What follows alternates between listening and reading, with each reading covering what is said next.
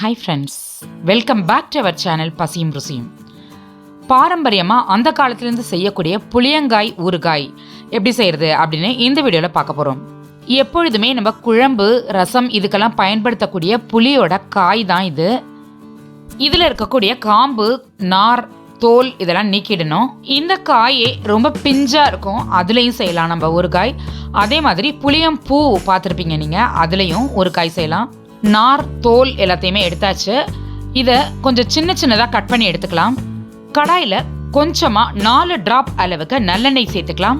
லைட்டாக ஹீட்டான பிறகு 10 அல்லது 12 சிகப்பு மிளகாய், உங்களுடைய மிளகாய் காரத்துக்கு ஏற்ற மாதிரி, அதே மாதிரி புளியங்காயோட புளிப்பு சுவைக்கு ஏற்ற மாதிரி மிளகாய் எடுத்துக்கலாம்.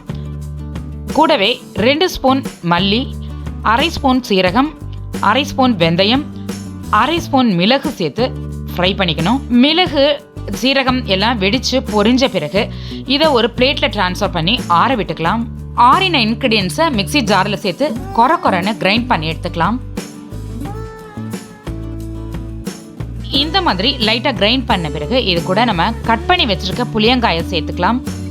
இது அரைகிறதுக்கு தேவையான அளவு தண்ணி சேர்த்து அரைச்சி எடுத்துக்கலாம்.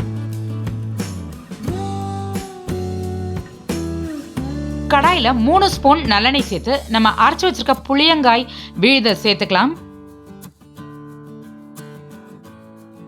இது கூட தேவையான அளவு உப்பு, 1/4 ஸ்பூன் மஞ்சத்தூள், 1/2 ஸ்பூன் பெருங்காயத்தூள், கொஞ்சமா வெல்லம் சேர்த்து நல்லா மிக்ஸ் பண்ணி விட்டு வதக்கி விட்டுக்கலாம்.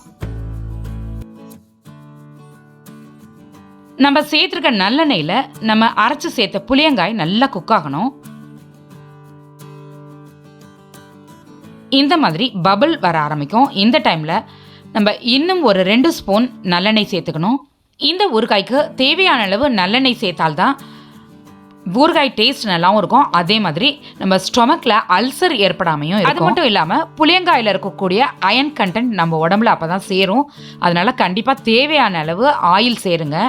உங்களுக்கு பூண்டு பிடிக்கும் அப்படின்னா புளியங்காய் அரைக்கும் பொழுது கூட ஒரு 10 பல் பூண்டு சேர்த்து அரைச்சிக்கோங்க.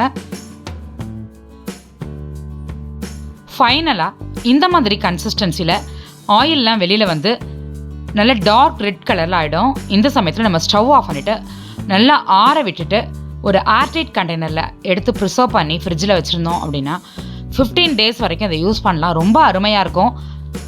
இந்த தொக்கு ஒயிட் ரைஸ் கூட மிக்ஸ் பண்ணி சாப்பிடும்போது ரொம்ப சூப்பராக இருக்கும்.